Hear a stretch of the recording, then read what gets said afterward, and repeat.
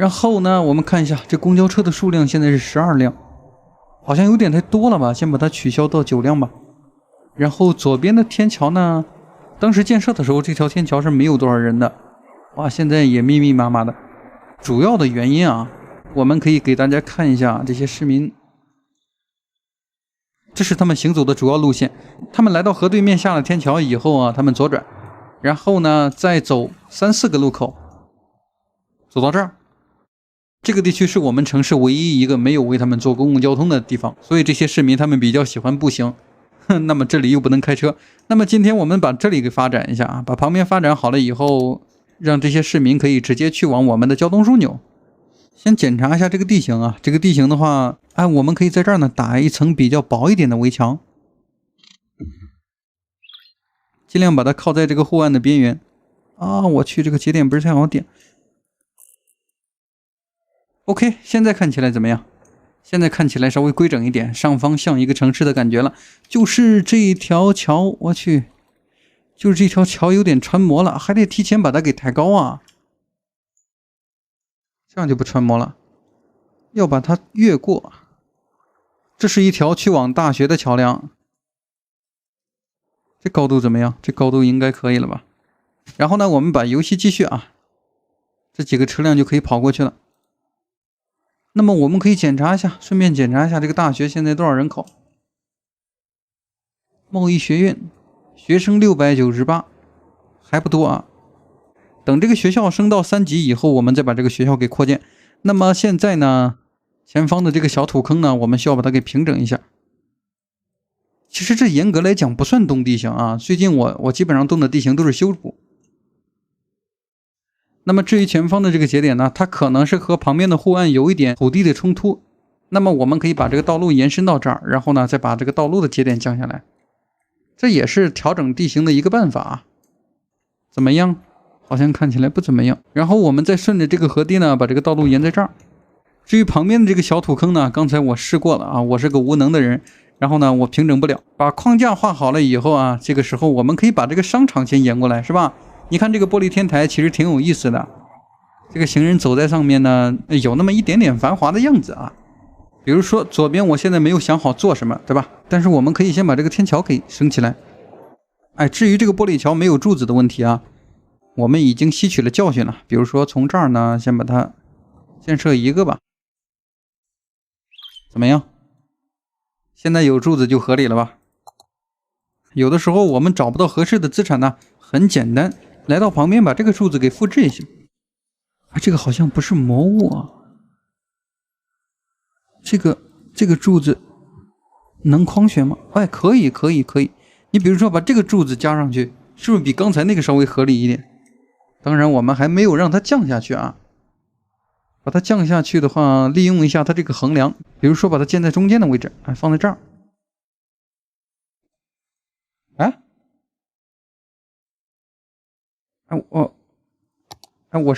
我是不是降了一個寂寞呀？對面的柱子還沒有了。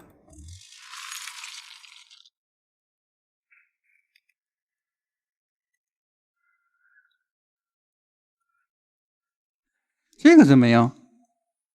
這個柱子下方好像有點太髒了，然後好像還得再把它給調整一下啊。把那個髒的地方給隱藏下來，這樣就好多了嗎？至於旁邊的這個，讓它走吧，不客氣。那麼我們只需要做好一個啊，其他的就比較好做了。通過編輯呢，我們可以直接把它給移動，還可以直接複製，還可以來到前方，放在這兒。你看現在看起來稍微真實一點了吧？但是這個台階看起來，我去，有的時候給自己找事兒啊。那我們現在再找一個比較合適的台階啊。想一下啊，讓他們從這個玻璃走在第二個玻璃上。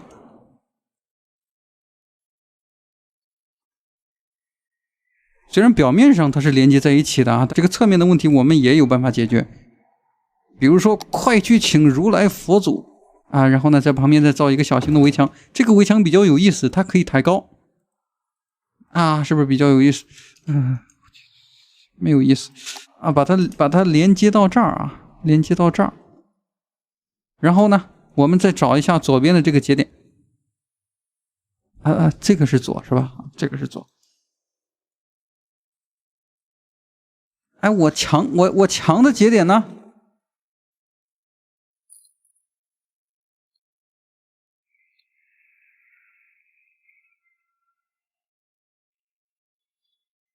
？OK，我们再找一个石头啊。这个石头呢，想一下，这个石头会不会有点太大了？然后呢，先把它放这儿，然後再把它調節一下，降低，縮小，再降低，拉過去。哎，我剛發現啊，這個地面是不是有點不是太平整？那麼我們還得把這個地形給調整一下，讓它變平整。不然這個石頭看起來太奇怪了啊，特別奇怪。把這裡先做好，做好以後我們再整體去塗水泥地。這是剛才我無能的地方，先不着急啊，其他地方先不調整。有一次我在評論區吹牛啊，我說要把這個地方做成7層，那麼現在加上地面的一共才5層了，肯定還不夠啊。然後旁邊的這條道路呢，我們可以直接加水泥路。這個反正在後期我們會把所有的地方都塗成水泥地的。複製的話我盡量快一點，不浪費大家的時間。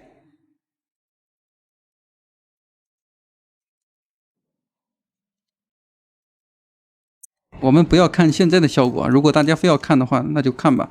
再把這個柱子呢，同樣也複製幾個。每隔一段距離來一個嗎？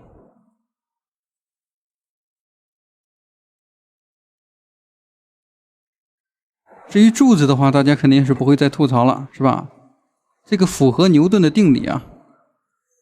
那麼讓這些市民他們上來以後幹什麼呢？第4層、第5層、前方第6層、第7層。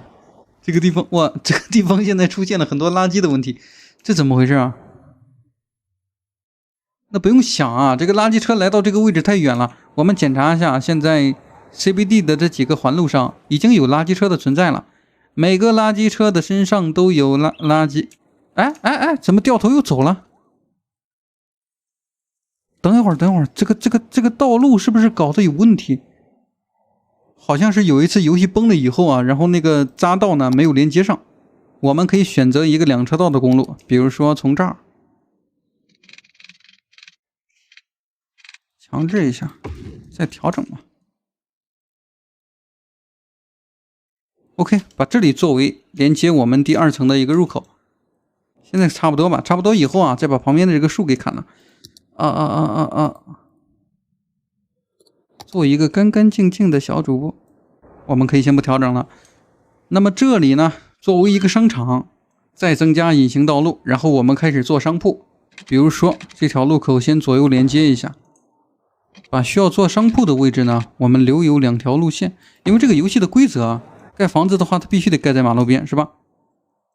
留有2格，這個位置應該在這兒，還算是比較合理啊。你比如說我們現在先起一部分商鋪，看一下效果，看一下高密度的商店，可生長的。嚇我一跳。哎，那麼這個道路我是不是畫錯了？好像沒有畫錯。那麼先增加到這個位置吧，這個商店，然後正好可以把遊戲加速一下。等這個商店蓋起來以後，它和我們的這個玻璃天台呢融為一體，是吧？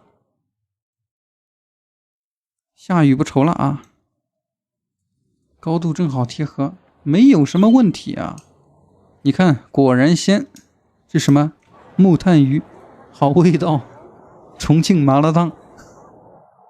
至於右邊的這個位置呢，我們需要為它加上一層商鋪，卻為了裝飾，我們也是沒有辦法。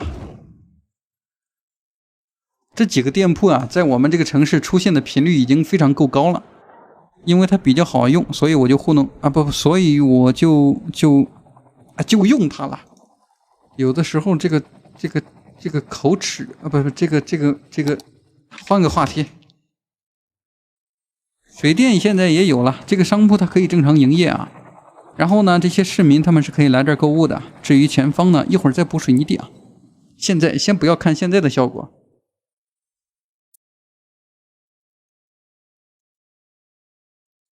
想变立体很簡單啊，我們這個玻璃呢，時高時低的是吧 ？OK， 然後我們再找一下獨特建築，把這個獨特建築放在這裡，和這個玻璃融為一體，他們是相親相愛的一家人。我去，它是不是太大了？哎，這個建築我們放在這兒看一下效果。哎，倒是挺合適的，你看，哎，挺好啊。另外一面呢，看起來是這樣一個效果，沒有可以進入的路線。這個建築倒是挺漂亮的，但是可以把它當成一個魔物去使用。不知道大家明不明白我的意思？我們看一下這個樓怎麼樣去放置，它可以讓我們的玻璃利用起來。通過這兒的話，看一下它的方向問題。然後把它再旋轉一下，比如說放在這兒，這些玻璃呢，我們可以把它作為一個低角度，然後斜着再來幾個。OK， 那麼至於某些玻璃的下方呢，我們再放置幾個小型的停車場。這個大樓前方也增加一條路線，讓這些汽車呢，他們可以經過前方的大樓，會稍微真實一點點。來吧，至於停車位呢，直接放這啊，比較簡單一點。1、2、3，前方作為一個小花園呢，我們在這兒啊也放置幾個。1、2、3。那麼作為一個商場來講啊，前方的這個小花園呢，既可以放商鋪，我們也可以把它圍起來。圍的话，找一個比較真實一點的護欄，有點我們國內的那個特色啊。你看，把它圈起來，然後呢，來到停車位。這樣圈起來，但是啊，我們不從地面上去看的話，這個圍欄其實效果不大，也創造不了神話。我去，行人越來越多了啊！我們中間的這個商鋪現在已經發揮到它的作用了。那麼至於旁邊的這個樓梯呢，我們現在找一下啊。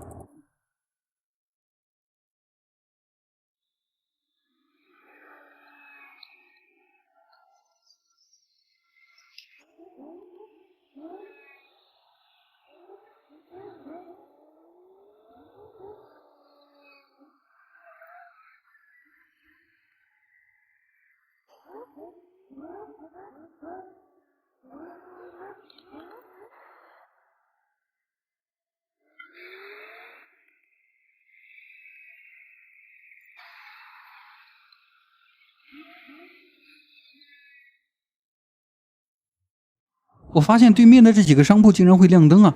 然後呢，今天由於時間已經不早了，我們就先隨便蓋一點房子。比如說這個房子啊，把遊戲先加速一下。你看這個房子起來以後，它的正面啊，正好面對我們的馬路。靠近酒店的房子呢，可以讓它稍微窄一點點。至於右邊呢，我們看一下這邊的格子啊，這邊的格子好像只有2格。等明天的話，我們可以繼續打理啊，把這裡的環境給做一下。如果說只種樹的話，那麼今天就可以把它做好。但是大家也知道，我不愛種樹，是吧？未來我有一個大膽的想法，就是把這個玻璃呢，最終連到居民區這邊，把居民區再進行拆遷。